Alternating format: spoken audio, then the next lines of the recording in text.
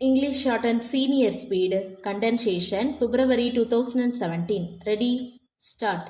Speaking on the demand for grant for motor vehicles administration in the Legislative Assembly, an honorable member said, Mr. Speaker, sir, much has been said by honorable members who have already spoken about the working of the State Transport Department.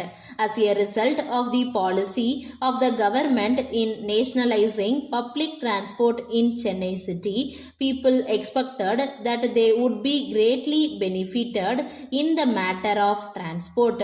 Honorable members explained the difficulties experienced by the people in this connection. I would like to explain the difficulties experienced by the standing passengers traveling in the city buses.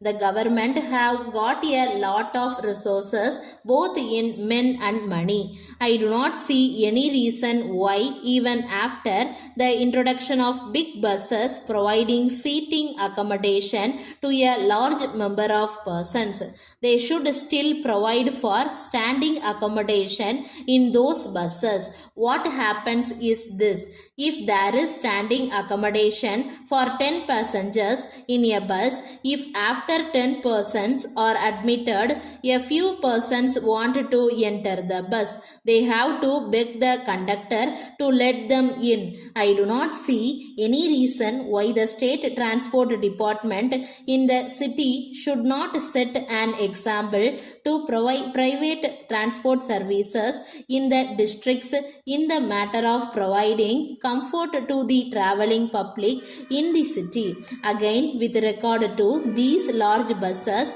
we have found in our actual experience that they are not able to negotiate narrow tannings. Besides, there is also a lot of congestion in such places. So, instead of going in for big buses, I would suggest that the government may purchase smaller buses which will be able to move quickly. Further, by taking to smaller buses, more passengers can be carried. It is advantageous from the point of view of economy also. I would like to point out that the objective of the transport department must be to give as much comfort to the traveling public as possible. To increase traveling in buses by the poor people, the rates in certain routes must be reduced. Difficulties are experienced by the people in Mufusal areas also in the matter of transport facilities.